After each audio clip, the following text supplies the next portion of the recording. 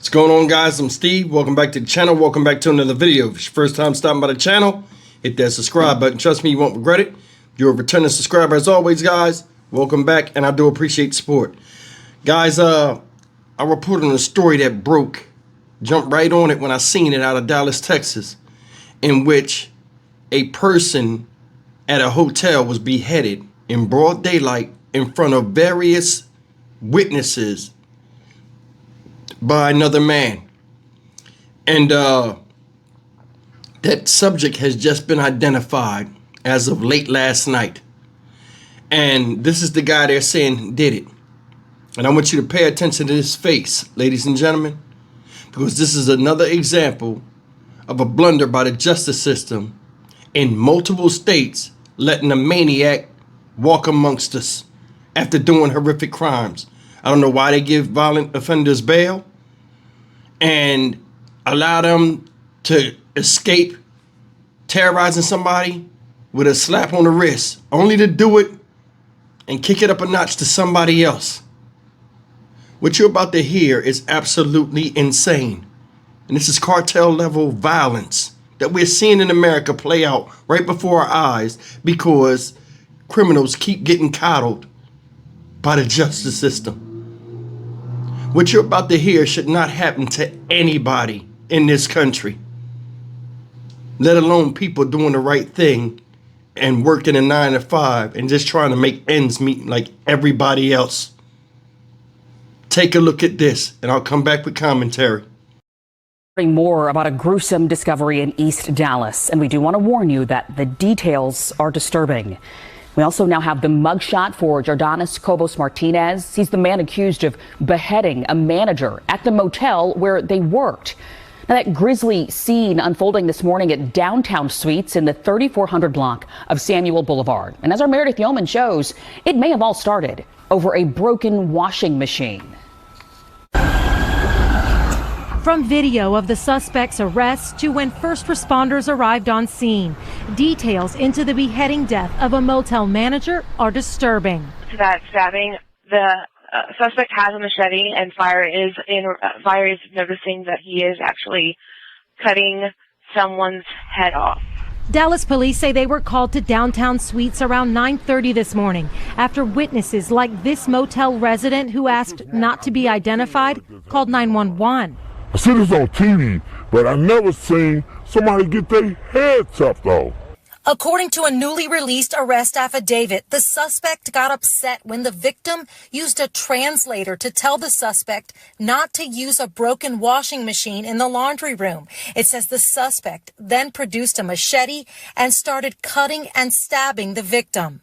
While he was chasing him, the man was literally hollering, "Stop, stop, stop."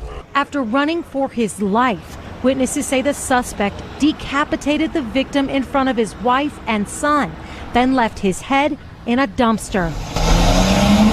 The suspect, arrested a short time later, his shirt covered in blood, has now been identified as Jordanis Cobos Martinez, a 37-year-old linked to crimes in California, Florida, and Houston. The Cuban national now charged with capital murder and on an ICE hold in the Dallas County Jail. The victim, identified by police as 50-year-old Chandra Nagamalya, who motel property owners describe as a good, hard-working person.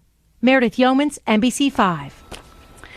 And during questioning, police say the suspect admitted to the killing and stole the victim's key card and cell phone. In the past few minutes, we got a major update on a horribly violent crime. This morning, police responded to a stabbing call at the Downtown Suites Motel and found the victim had been beheaded. A witness told us someone attacked the man with a machete, and we've had multiple crews working this story all day. Senior crime and justice reporter Rebecca Lopez has been speaking with her sources and helped WFAA break this story. Yeah, Rebecca, police just confirmed the suspect's name, who he is. Yes, and we've had this name all day, but we decided to hold off until they officially confirmed it. And his name is Jordanis Cobos Martinez. This is an old mugshot of him from 2017. He had a warrant out for his arrest out of California. California for a probation violation on an attempted carjacking. He also has a criminal history here in Texas. Now, Dallas police officers are just in shock as the rest of us. During the news conference, we saw that First Assistant Chief Terrence Rhodes had to compose himself. The officers, like the witnesses and some firefighters, saw something very horrific today. The question everyone was asking is, who would do this? Here's what we know about the suspect. He was arrested in Lake Tahoe in 2017 when he attacked a woman sitting in her car. He was naked when he tried to yank the woman out of her car by her hair to steal it. Now, while waiting trial in California on that case, he was arrested in Houston for aggravated assault in 2018. Here's where it gets a little murky. He didn't go to trial in California for that 2017 case until 6 years later in 2023, but he was convicted, went to prison, and then released on probation. He violated that probation, so the state of California issued a fugitive warrant for him. Then today, sources say he was arrested in Dallas for murder. The question now, Rebecca, why would he do this? Do authorities have any indication as to why? Well, DPD has been questioning this suspect all afternoon at DPD headquarters, so we'll know more after they finished interviewing him. I do know that he was taken to Bellair Hospital for perhaps a blood draw to test him for drugs or alcohol. Also, I want to add that first responders who witnesses and the first responders at the scene are offered counseling, Cynthia, if they need it, especially when they see something this terrible. Yeah, going to be hard to put some of those images out of their mind, even for seasoned veterans like them. Thank you, Rebecca. In 2017, the face of Yordanis Cabos Martinez was introduced to news audiences in California, arrested and later convicted of trying to steal a woman's car while naked with her still in it. On September 10th, 2025 in East Dallas. Never heard him argue with no one, cuss no one out, nothing. Be just clean and go home. Martinez's face being seen again, but for something even more disturbing at this motel where he cleaned rooms like Kim Sheffield's. I couldn't believe it. I'm still at a loss for words. Police saying Martinez attacked and beheaded a coworker, a 50-year-old named Chandra Nagamalia, who Kim simply knew as Bob the manager. I like the fact that he always made sure we were all taken care of. We were all good. He is actually cutting someone's head off. 911 calls came in early this morning, guests saying Martinez was seen attacking Nagamalia with a machete. Start arguing, something not being done right in the room. Stephanie Elliott saw it all, telling our Cole Sullivan the attack lasted several minutes, slash after slash. Just kept hitting until he decapitated him. He kicked the head, and then he picked it up, and then he threw it in the trash can. Elliott says Martinez then left, arrested a block away, police say. Our cameras capturing the machete believed to have been used in the attack on the ground. An area photographer captured this of Martinez handcuffed, covered in blood. Fast forward to now, aside from an argument heard by guests, no motive has been released yet in this incident. So this feels very out of character. Very. And Martinez's criminal past, unknown to those he often saw, like Sheffield, it pales in comparison to this new capital murder charge and the gruesome details surrounding it. In Dallas, I'm Matt Howerton. In the past hour, WFAA obtained the jail details for Cobo Martinez and learned that he's under an immigration hold. That means federal agents could be involved right now. Now to a wild story about a savage attack at a Dallas motel today. You've probably seen it, heard about it. We want to warn you, though, some of what you're about to learn and hear is very graphic. Tonight, one man is facing a capital murder charge after witnesses say another man was beheaded with a machete. Our Marvin Hurst hearing from witnesses tonight. Suspect has a machete, and fire is noticing that he is actually cutting someone's head off. 3422 Samuel Boulevard went from peaceful to shocking. Dallas emergency responders received the call around 9:30 Wednesday morning. A beheading at a motel. Johnny, who doesn't want to show his face or give his last name, unfortunately says he saw it all. What I saw, the dude that was cleaning up, he was coming out of 106, he was going to 108. And I was standing downstairs waiting on my ride. The manager was walking past him. The 56-year-old says both men worked at the Downtown Suites Motel. Neither Dallas police nor the motel confirmed that. Police did say that 37-year-old Yordanis Cabos Martinez allegedly killed 50-year-old Chandran Nagamayala. It was the way they say he did it, with a machete, as the victim tried to escape the ambush and the blade. He was trying to get to his office, and he was hollering for his wife and them to tell him, help, help, help, and then the dude was chasing him. He literally chased him down, and he couldn't get in the office. In front of the victim's family, Johnny says, beheading the man. He literally went over there and picked the man's head up and walked over to this dumpster and put the man's head in the dumpster. Kim, who doesn't want to release her last name, came home to the motel and a crime scene. This is unexpected. So unexpected. She, like everyone else, is trying to figure out what happened. Police have not said that just yet. Witnesses told CBS News Texas they did not see a fight. They did see a family in pain, watching the unthinkable happen right in front of them. I know I would be going through shambles if I witnessed that. To see someone decapitated, come on now. So I don't wish the death penalty on nobody, but that dude deserved to die just like he killed that man. Marvin Hurst, CBS News Texas. Guys, you've seen it. This animal, Jordanis Cabos Martinez, 37 years old. Wild as hell. Now, let's keep it real. Looking at that hotel, that shit like a shithole.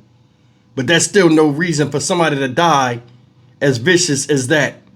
Now, you heard what they said. It started over as an argument because the manager went and checked the room that he went and did. He was a housekeeper there. And they got into it. And this guy pulled a machete out. Why the hell at a job would you have a machete on your person close enough the way you can whip it out and attack somebody? Chase the man down. Now, they said the guy's name is Chandra Nagamalia. That sounds like he's Indian or something. I don't know.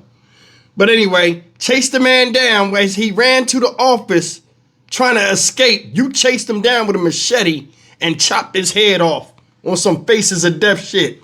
Cartel level violence. Something you can go see on those death videos. Horrific. In America, this is happening. Now they talking about he got an ice detainer on him or whatever. And all those other horrific crimes, running naked down the street and trying to snatch a woman out the car to take her car. And he only got a few years. Then he did some shit out here in Houston. Then he ran to Dallas. Some people can't get out of their own way and don't want to. That's the key, don't want to. If the courts was doing their jobs, this son of a bitch shouldn't even be out here and that guy'd be alive. What you think about this? They let violent criminals get off like shoplifters. Like they stole a pack of gum. Sit here for a little while. You learned your lesson. Out in the street you go to fuck somebody else up. And the level of violence by violent offenders, what? Gets more and more emboldened because the justice system ain't doing shit. That's something you cannot unsee. You know what I'm saying? I watched the video of the dude, Charlie Kirk, yesterday, because this broke the same around a little bit before what happened to Charlie Kirk getting assassinated. And I thought about that video all yesterday, like, man, that was horrific. Now compare that to this. You slaughter somebody like a goat in the street, then cut the man's head off. Of course, in that first video, there were two crime scenes, one down the block. You chop the dude's head off, right? Your boss walked down the street with his head in your hand, in public. Just walk down the street. Throw it in the dumpster. Good riddance. I quit. That's a hell of a send-off for a job you don't want to do no more. If it was all like that during the argument, and like I said, failure to resolve conflict in men is the poison that you eventually does them in. If it was all like that, you could have said, fuck this job, I'm done. But you didn't do that. You had to kick it up 10 notches and kill the guy that said something to you about your job, when it's his job to make sure that you do your job with quality. See that? There's some people don't deserve to breathe the same air as us. There's some people inside their head, they can't get past anger. And this is the result. You chopped the man's head off in front of his wife and child or children. How do you think that's going to fare with them?